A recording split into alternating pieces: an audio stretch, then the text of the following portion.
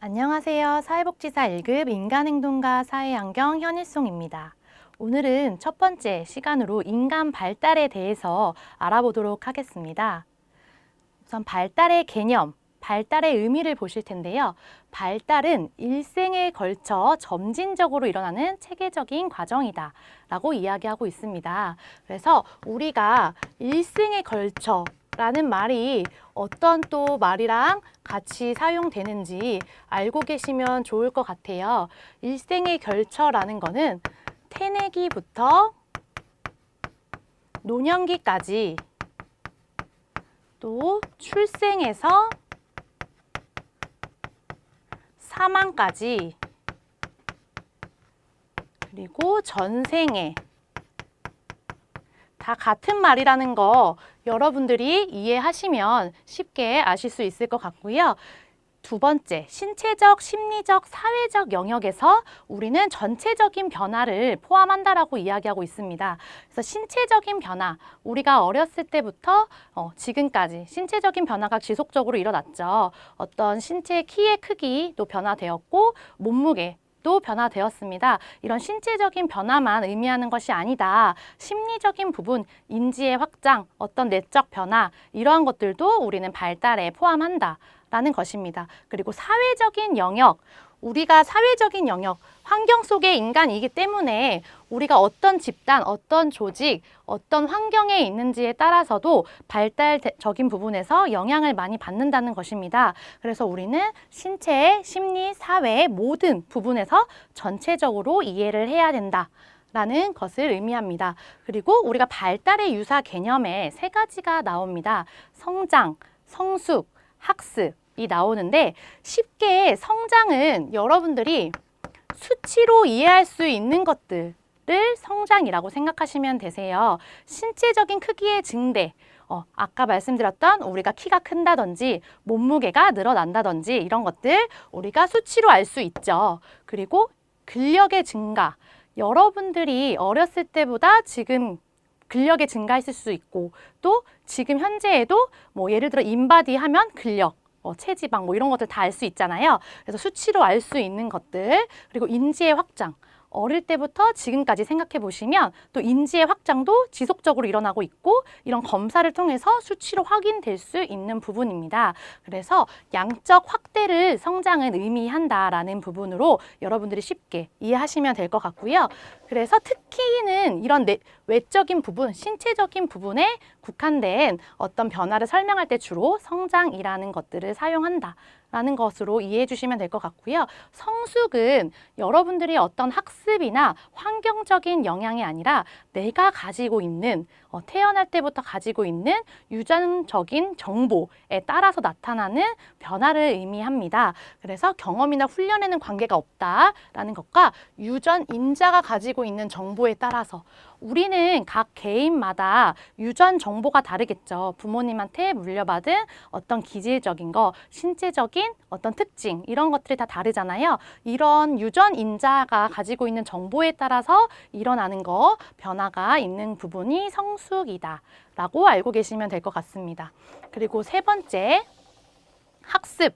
학습은 여러분들이 지금 우리 사회복지사 1급 공부하고 있는 것도 학습을 하고 있는 거죠. 그래서 이런 학습을 통해서 우리가 알아감으로 인해서 어떤 내적인 변화도 있을 수 있고 특수한 경험, 어떤 경험을 하느냐, 어떤 실습 과정에 있느냐에 따라서도 여러분들이 발달적인 부분에 다 달라질 수 있는 변화가 달라질 수 있는 부분입니다. 그래서 특수한 경험이나 훈련 또는 연습과 같은 외부 자극 계속 자극을 주어지는 거잖아요. 이런 자극이나 조건, 그래서 결국에는 환경에 의해서 우리가 변화되는 부분이에요. 어떤 환경에서 어떤 자극으로 어떤 경험에 따라서 학습하느냐에 따라서 우리는 다른 변화의 모습을 보인다라고 이해해 주시면 될 것 같습니다.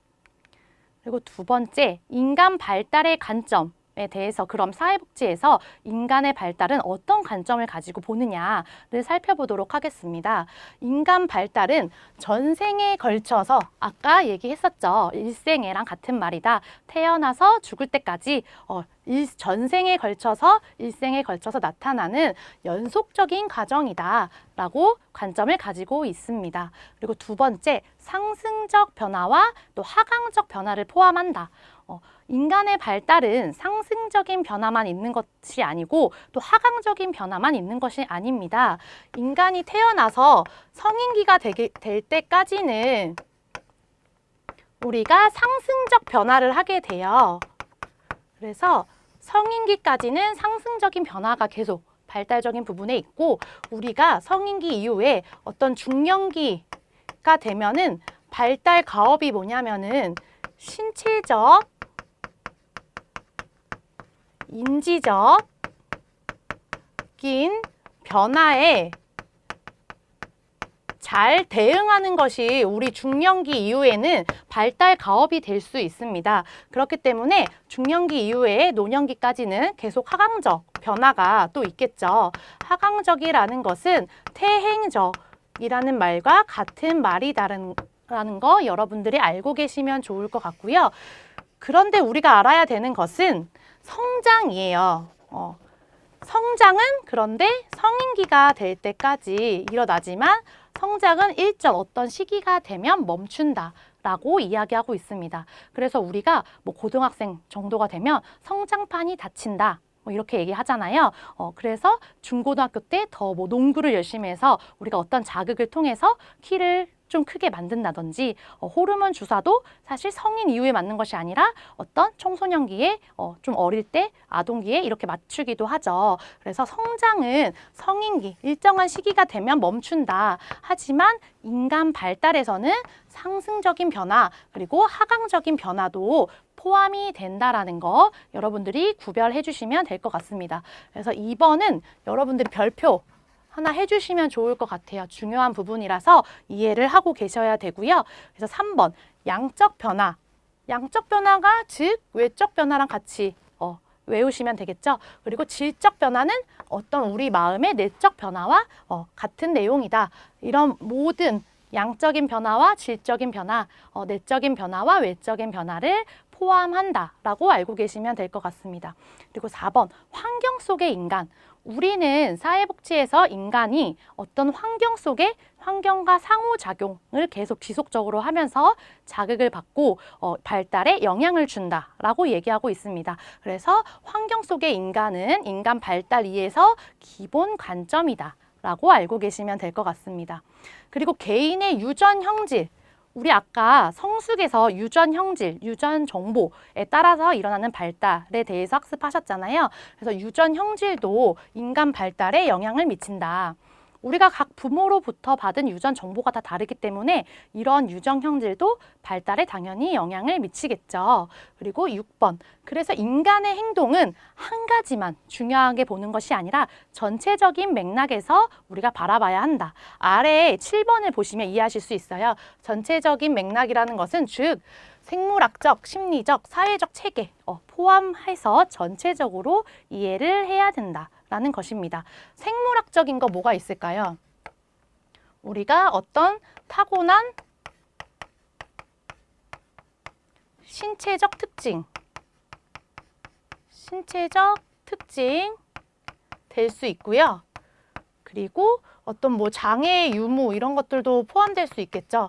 장애 유무라든지 그 다음에 어떤 기질 이러한 것들이 생물학적 인 것에 포함될 수 있고요. 심리적인 것은 인지, 정서, 그리고 정신 건강과 같은 것들이 포함될 수 있습니다. 그리고 사회적인 체계, 가족, 어떤 조직, 집단, 우리가 어떤 가족에서 자라느냐, 어떤 조직과 어떤 집단에 있느냐에 따라서도 우리가 자극받고 인간이 발달하는 데에는 영향을 줄 수 있겠죠. 그래서 포괄적으로 우리는 인간 발달을 이해해야 된다라는 것입니다. 그래서 여러분들이 이 부분에 있어서는 환경적인 전체적인 맥락에서 우리가 이해해야 된다. 그리고 2번을 조금 중요시하게 봐주시면 될 것 같습니다. 그러면 인간 발달의 기본 전제는 어떻게 되느냐? 인간은 부분이 아닌 전체로서 이해해야 된다. 아까 전체적인 맥락에서 이해해야 된다라고 말씀을 드렸고, 긴 일생에 걸쳐 아까 계속 지속적으로 나오는 거는 여러분들이 알고 계셔야 되는 거죠. 전생에 그리고 일생에 태어나서 죽을 때까지 다 같은 말이다라고 말씀드렸고, 그런 모든 변화를 포함시킨다. 그렇기 때문에 하강적 변화도 포함이 된다라고 말씀드렸잖아요. 그리고 3번, 삶은 시간에 따라서 진행되면서 지속성. 여러분들이 어렸을 때 우리는 걷게 되죠. 그러면 그 걷게 됨으로써 지금도 걸을 수 있는 거예요. 그때 획득된 어떤 발달이 없어지는 것이 아니라 그것을 계속 우리가 지금 지속하고 있는 거죠. 가지고 있는 거예요. 그래서 우리가 발달로 획득한 거는 없어지는 것이 아니라 계속 지속된다. 그래서 이런 지속성과 변화의 양상을 보인다라고 이야기하고 있는 것입니다. 그리고 4번. 상황이나 인간관계 맥락에서 봐야 된다. 우리가 환경 속의 인간 발달의 관점이잖아요. 그렇기 때문에 우리가 어떤 사람을 만나느냐, 어떤 관계를 맺느냐, 어떤 상황, 어떤 환경 속에 있느냐가 우리 발달을 또 다르게 만들어주는 부분이잖아요. 그래서 모든 상황과 인간관계 맥락에서 분석되어야 한다라는 것입니다. 그리고 5번, 인간 행동의 이해를 유전적인 요인, 아까 중요하다고 했죠. 근데 우리는 유전적인 요인만 중요한 것이 아니죠. 부모님으로부터 받은 유전 형질도 중요하지만 우리는 환경적인 요인에서 얼마큼 자극을 받고 어떻게 영향을 주는지도 우리 인간 발달에 분석대에서 고려되어야 하는 부분입니다. 그래서 이런 유전적인 거, 상호작용, 환경적인 거와 상호작용을 통해서 전체적인 부분에서 분석되어야 한다라고 이야기하고 있습니다. 그리고 국가와 사회적인 환경이 따라서 연령 구분, 생애 주기별 연령 구분이 다르다라고 이야기하고 있습니다. 그래서 우리가 이제 문화적인 맥락도 포함시켜서 여러분들이 알고 계시면 돼요. 우리가 문화라는 거는 어떤 나라가 가지는, 어떤 국가가 가지는 가치, 그리고 신념, 그리고 생활 양식, 어떤 습성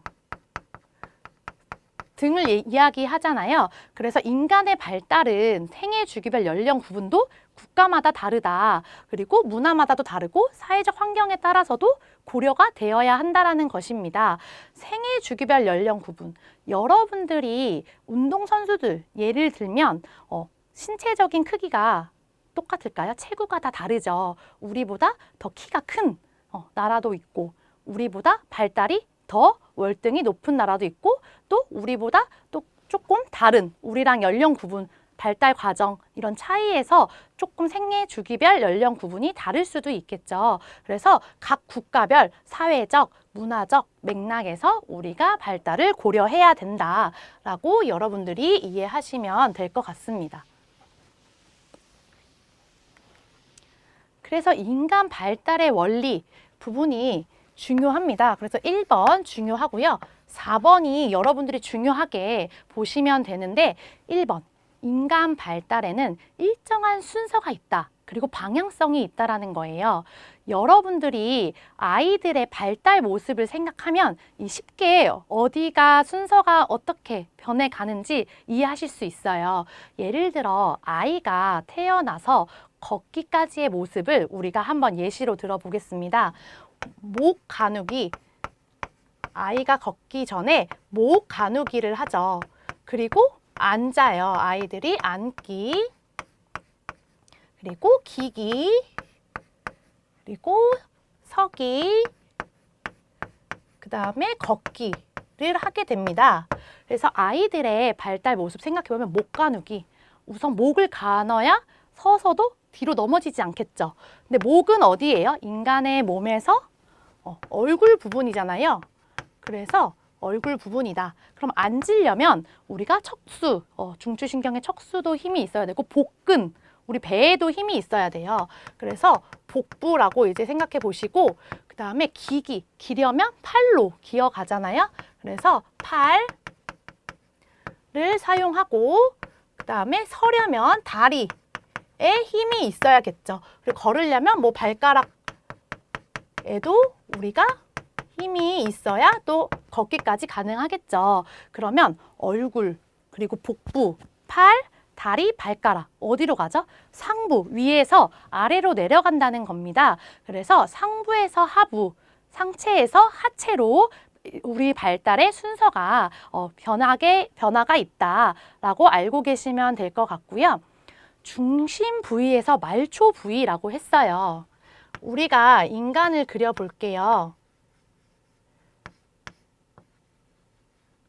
이렇게 사람이 있을 때 우리 엄마 뱃속에서 태내기 때를 생각해 보겠습니다. 처음에 초음파 사진을 찍으면 아이가 머리가 진짜 크잖아요. 그런데 점점 이제 몸이 같은 비율로 점점 커지죠. 머리가 처음에는 엄청 크게 그림이 나오다가 이제 나중에 손가락도 생기고 그래서 손가락이 몇 개인지 발가락이 몇 개인지 이런 거 사진도 찍어 가잖아요. 그래서 상부에서 하부 이 부분도 이해를 할 수 있는데 우리가 처음에 수정이 되면 어떤 뇌가 발달하고 심혈관계 그리고 뭐 소화 기능 장기 그리고 심장 이런 부분 중심 부분이 발달을 해 갑니다. 여러분들 엄마 뱃속에서 탯줄을 통해서 영양분을 받으려면 일단 배가 고픈 뇌로서 생각을 하죠. 배가 고픈 거. 그 다음에 우리가 소화를 시켜야 되잖아요. 먹은 음식을 소화를 시켜야 되고 소화 기능 그리고 인간이 살기 위해서 심장이 뛰어야 되죠. 그래서 중요한 부분, 요 중심 부분이 먼저 발달을 하고 그 다음에 말초 부분, 팔다리 생기고 손가락 생기고 다리, 발가락이 이렇게 생긴다. 그래서 중간 중심부에서 말초 부분 끝으로 발달해 간다입니다. 그래서 말초라는 뜻은 여러분들이 쉽게 이렇게 이해하시면 돼요. 말초라는 뜻은 나뭇가지가 있잖아요. 그럼 나뭇가지에서 뻗어나가는 나뭇가지의 맨 끝을 말해요. 끝으로 간다는 거예요. 중심, 중요한 어떤 부분에서 끝으로 간다라고 여러분들이 생각해 주시면 되고요. 그래서 인간 발달에서 일정한 순서가 있는데 중심에서 말초 부위로 우리는 발달한다. 그리고 전체 활동에서 특수 활동. 이 부분은 여러분들이 전체 활동에서 특수 활동으로 간다 라고 했습니다. 그래서 이 부분은 우리가 발달적인 부분이 대근육에서 소근육으로 옮겨가거든요. 그래서 대근육에서 소근육으로 발달해 간다라고 이해하시면 쉽게 이해할 수 있어요. 대근육 어떤 거죠? 활용해서 하는 게 예를 들면 계단 오르기 그리고 공 던지기 소근육을 사용해서 하는 것들은 손과 손가락을 사용하는 거를 여러분들이 생각해 보시면 돼요. 그래서 글씨 쓰기, 그림 그리기, 그리고 어떤 숟가락, 뭐 젓가락 활용하기, 젓가락 활용, 사용하기 이러한 것들을 생각해 보시면 돼요. 그래서 어렸을 때는 몸을 가누는 거, 몸 전체를 해서 어떤 전체 활동을 하죠. 몸 전체를 해서 크게 계단 오르거나 공 던지거나 이런 큰 활동, 전체 활동을 한다면 우리 특수 활동으로 글씨 쓰는 거, 세부적인 어떤 특수 활동으로 가는 거죠. 그림 그리거나 우리가 그 숟가락이나 젓가락을 사용하거나 아이들이 자라서 처음에는 우유병을 잡지 못하죠. 그러니까 부모님이 우유병을 잡아주잖아요. 근데 점점 손바닥을 이용해서 우유병을 잡고 그 다음에 손가락을 이용해서 나중에는 우유병을 잡기도 하잖아요. 그런 것처럼 전체 활동에서 특수 활동으로 발달해 간다 라고 알 수 있습니다. 그래서 여러분들이 일정한 순서 및 방향성이 있다. 그래서 어떤 방향으로 그런 발달되는가를 꼭 알아두셔야 되고요. 두 번째, 연속성입니다. 전생에 또 나왔죠. 그래서 같이 반복되는 말은 여러분들이 꼭 알고 계셔야 되고, 전생에를 통해서 우리 발달이 연속되는데 발달의 속도가 일정한 것은 아니다. 이 부분을 또 아셔야 돼요. 우리가 돌무렵이 되면 전후로 걷게 된다. 아니면 아이가 6, 7개월 정도 되면 이가 난다. 이러한 부분들을 알고 있죠. 그거는 일정한 순서가 있기 때문에 우리가 예측할 수 있는 거예요. 그래서 그렇지만 발달의 속도가 일정한 것은 아니다. 아이들마다 돌 전에 걷는 아이들도 있고 돌 이후에 걷는 아이들도 있죠. 그렇기 때문에 발달 속도는 일정하지 않다. 개인 차이가 존재한다라는 것입니다. 그래서 여러분들이 2번이랑 4번은 같이 연동해서 알고 계시면 되는데, 이 개인차가 존재한다는 거는 아이들마다 속도는 일정하지 않다라는 말도 같은 말이다라는 거 알고 계시면 되고, 그래서 미리 예측이 가능하다도 일정한 순서가 있기 때문에 우리는 아이가 이 정도 되면 이제 뭐 걸어야 되는데, 이 정도 되면 이가 나야 되는데, 아랫니가 먼저 나는데, 뭐 이러한 것들을 미리 예측할 수 있는 거죠. 그리고 3번은 환경과의 상호작용, 우리가 유전적인 요인뿐만이 아니라 어떤 환경에서 어떻게 자극을 주는지에 따라서도 발달에 많은 영향이 있기 때문에 이제 부모님들이 양육하면서 아이들한테 그 시기에 맞는 적절한 자극을 주려고 노력을 하시잖아요. 그래서 이런 환경 상호작용으로 진행된다라는 것을 알고 계시면 될 것 같습니다. 그리고 분화와 통합의 과정. 으로 이루어진다. 우리가 처음에 엄마 뱃속에서 팔다리가 나오게 될 때까지는 계속 분화 과정이 일어나죠. 중심에서 말초로 발달이 계속 이어져 가는데, 이제 통합의 과정, 나중에 노년기가 되면 통합이 되잖아요. 자아 통합이 되잖아요. 그래서 통합의 과정으로도 진행이 된다라는 부분 알고 계시면 될 것 같습니다. 그리고 6번 점성 원리. 여러분, 점성 원리라는 거는 지금 단계에서 어떤 단계를 잘 획득해야 그 다음 단계로 갈 수 있는 거예요. 그래서 지금 단계를 잘 획득하면 그것을 지속성을 가지고 다음 단계로 넘어갈 수 있다라는 것입니다. 그래서 기존 발달 전 단계를 기초 위에 다음 발달이 이루어지는 점성 원리가 인간 발달에 적용이 된다. 그리고 결정적인 시기의 존재. 인간 발달은 결정적인 시기가 있다. 라고 이야기합니다. 그래서 가장 적절한 시기가 있다라고 이야기하는데, 예를 들어 아이들이 어렸을 때 부모와의 애착 형성이 어떻게 되어 있느냐, 이때 애착 형성을 이루지 못했을 때 커서 우울감이 될 수도 있고, 성인기가 되더라도 이 어렸을 때 발달 과정이 또 영향을 주기도 하잖아요. 그래서 이런 꼭 그 시기에, 결정적인 시기에 우리가 어떤 자극을 줘야 되는 부분이 있다는 말입니다. 그래서 아이들이 처음에 탄생해서 두 돌 무렵까지 신체적인 부분도 1.7배, 뭐 체중적인 부분도 4배나 크게 되는 시기가 있어요. 1차 성장 급등기라고 그런 시기들이 있고, 또 뭐 청소년기가 되면 2차 성징이 나타나는 2차 성장 급등기가 있잖아요. 그래서 이런 결정적인 시기가 존재한다. 그래서 그 시기별에 맞는 어떤 발달을 우리는 이해해야 된다라는 것이겠죠. 그래서 또 이 실천, 사회복지 실천에서 그럼 인간 발달이 어떤 의미를 갖느냐를 살펴보도록 하겠습니다. 클라이언트의 욕구와 문제를 파악할 수 있다.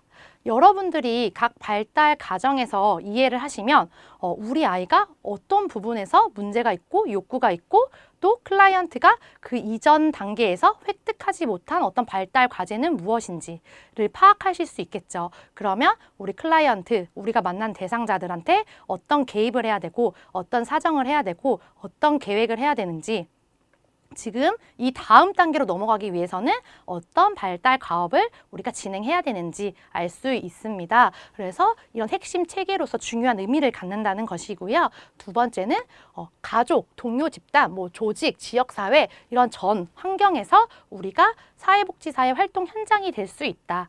라는 것입니다. 그리고 세 번째, 클라이언트의 영양 체계. 우리 클라이언트는 아까 유전적인 부분도 중요하지만 환경적인 어떤 영향도 중요하다고 말씀드렸잖아요. 그래서 가족, 집단, 조직, 지역사회 이러한 등이 클라이언트한테 영향을 준다, 미친다라는 것을 우리는 고려해야 된다라는 것입니다. 그래서 사회복지 실천에서의 의미는 이러한 부분들이 의미를 줄 수 있다라는 거고요.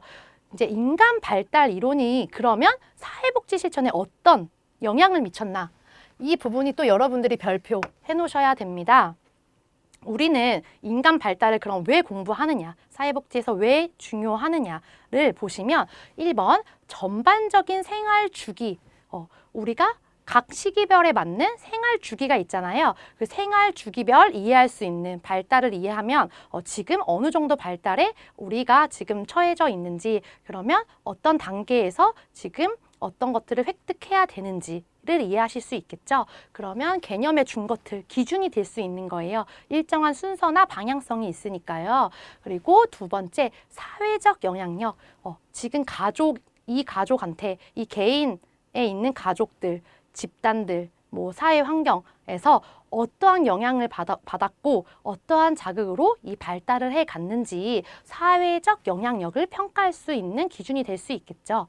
그리고 인간과 환경 간의 상호작용, 어떠한 상호작용을 하면서 발달이 진전되었는지 알 수 있잖아요. 그래서 파악할 수 있도록 한다. 그리고 출생에서 사망까지 전생에, 일생에 같은 말이라고 말씀드렸죠. 그래서 발달 단계에서 수행해야 할 발달 과업을 제시할 수 있다라는 것입니다. 그리고 신체적인 거, 심리적인 거, 사회적인 거, 아까 한 개만 중요한 게 아니라고 말씀드렸죠. 신체적인 확대도 중요하지만 심리적인 거, 사회적인 거, 이 안에서 환경과의 상호작용 다 중요하다고 말씀드렸습니다. 그래서 개인의 발달에 영향을 주는 신체적, 심리적, 사회적 요인도 이해할 수 있다라고 말할 수 있습니다. 그리고 적응과 부적응. 우리가 개인차는 있어요. 발달에서 일정한 발달 속도로 모든 사람이 진행되는 것은 아니기 때문에 개인차는 있을 수 있지만 발달이 예를 들면 4살이 됐는데도 걷지 못해요. 5살이 됐는데도 말을 한마디도 하지 않는다. 이거는 그 속도는 모든 사람이 같지는 않지만 이 어느 정도 시기에 비슷한 방향과 순서가 있기 때문에 이런 적응과 부적응을 판단하는데 또 기준이 될 수 있는 것입니다. 그래서 부적응했을 때는 우리가 어떤 검사, 어떤 치료, 어떤 개입을 해야 되는지 알 수 있는 기준 틀이 될 수 있는 거겠죠. 그리고 발달상의 차이를 개인의 발달상의 차이도 무엇 때문에 그런 발달상의 차이가 있는지 살펴볼 수 있는 그 발달의 기준을 가지고 있다라고 말할 수 있습니다. 그리고 8번, 개인의 성장 과정에서 나타나는 아까 문제, 원인, 어떤 문제 때문에 이렇게 발달 과정에서 차이가 있는지, 성장 과정에서 어떤 부분을 우리가 그럼 놓치고 왔는지 이런 욕구나 문제 파악할 수 있다고 말씀드렸죠. 그리고 9번, 특정 발달 단계에서 특징적으로 나타나는 어떤 발달적 요인, 생애 주기별 어떤 과제들이 있기 때문에 이런 발달적 요인이 무엇인지 우리는 알 수 있겠죠. 그리고 이전 단계를 결과로 각 단계의 성공 및 실패 여부를 설명할 수 있다. 그런데 우리가 실패했다가 중요한 것이 아니라 그럼 실패했을 때 우리는 이 다음 단계는 어떤 발달 과업이 있어서 어떻게 개입을 해야 되며 이 이전 단계는 어떻게 획득을 하지 못했는지, 어떤 부분에서 지금 클라이언트가 멈춰져 있는지 이러한 부분을 개입하고 사정하는 데 도움이 될 수 있기 때문에 성공 및 실패 여부를 설명할 수 있는 부분도 중요하겠죠. 그래서 생활 전이, 즉 생활상의 전환 과정에 따른 안정성 및 변화 양상도 파악할 수 있고요. 다양한 연령층의 클라이언트, 여러분들이 만나는 클라이언트가 우리는 전생에 걸쳐서 발달이 일어나고 한 부분만 만나는 것이 아니죠. 노년기만 우리가 만나는 것이 아니고 또 영아기만 만나는 것이 아니잖아요. 근데 제가 노년기가 아니어도 노년기의 발달 과제, 생애 주기별 어떤 기준을 알고 있을 때 우리는 그들을 더 이해할 수 있고 인간의 행동을 이해할 수 있고 그러면 획득하지 못했을 때도 어떤 문제와 원인이 있는지를 이해할 수 있는데 바탕이 되겠죠. 그렇기 때문에 다양한 연령의 클라이언트를 이해할 수 있는 기반을 제공한다라고 이야기할 수 있습니다. 그리고 발달 단계별 욕구에 따른 사회복지 제도, 이 제도들도 생애 주기별 어떤 발달 과제에 따른 사회복지 제도를 지원하겠죠. 예를 들면 우리가 7세 이전에 여러분들이 이제 바우처라는 것들도 사용할 수 있어요. 예를 들면 우리가 장애 등급을 받지 않더라도 7세 이전에 우리가 이 친구가 너무 언어적인 발달이 안 되고 감각적인 발달이 느리다 했을 때는 우리가 사전에 발달 바우처를 받아서 치료나 어떤 개입을 할 수 있는 그런 사회복지 제도들도 있습니다. 그리고 노년기가 됐을 때는 뭐 노인 요양, 장기 요양 보험 제도 이런 것들도 그 노년기에 어떤 하강적인 변화나 어떤 퇴행적인 변화도 고려해서 사회복지 제도를 만들겠죠. 그렇기 때문에 그 생애 주기별 발달 단계 욕구가 있을 거 아니에요. 그 욕구별로 이런 제도들도 기반이 되기 때문에 우리가 이런 개입을 할 때 지원이 어떤 부분이 되는지 이해할 수 있다는 것입니다. 그래서 여러분들이 발달 부분에서는 사회복지 실천에 어떤 영향을 미치는지 같이 알고 계시면 좋을 것 같고요. 우리 교재를 보시면 교재에 주황색으로 색이 칠해져 있는 부분이 있습니다. 이 부분은 이제 시험에 답안으로 나오거나 보기로 나올 수 있는 부분, 그리고 나왔던 부분이에요. 그래서 여러분들이 조금 더 주의 깊게 보시면 좋을 것 같고, 이제 심화 연구설 한번 보고 마무리를 하도록 할 건데요. 인간 행동과 성격을 볼게요. 우리 성격은 어떤 부분을 인간 행동에서 이제 영향이 있다고 말을 하는데, 성격은 우리 행동에 영향을 준다. 왜냐하면 우리가 성격은 지속적이고 일관된 행동이라고 얘기를 하기 때문입니다. 그래서 인간 행동의 이해와 개입을 위해서는 성격의 이해가 필요하다라고 이야기하고 있고, 두 번째, 인간 행동은 개인의 성격 특성에 따라 당연히 다르게 표출되겠죠. 그리고 3번, 성격은 개인의 특징 짓는 지속적이고 일관된 행동이다. 그래서 한 번만 행동을 했다고 이 사람의 성격이 저렇다라고 얘기하는 것이 아니라 그 사람이 계속 지속적이고 일관된 행동을 했을 때 우리는 그것이 성격이라고 얘기한다라는 것입니다. 그리고 성격을 이해하면 행동의 변화 추이, 당연히 알 수 있겠죠. 우리가 저 사람의 성격을 파악하면 그 다음에 이 똑같은 상황에서 어떻게 행동할지 예측할 수 있잖아요. 그래서 이러한 부분을 예측할 수 있다. 그리고 성격 이론은 인간 행동의 수정 방법. 내가 그러면 이 성격에 있어서 다른 대인관계나 어떤 사회 환경에서 내가 좀 수정해야 될 부분이 어떤 부분이고 어떤 부분을 조금 변화시켜 보면 되겠다라는 부분을 또 이해하기가 좋잖아요. 그렇기 때문에 수정 방법을 찾는 데도 도움이 될 수 있다라는 것입니다. 그래서 한번 심화 연구설도 같이 여러분들이 교재를 읽어보시면 좋을 것 같습니다. 그래서 오늘은 이상으로 강의를 마치도록 하고요. 다음 강의에서 또 재미있게 학습하도록 하겠습니다. 감사합니다.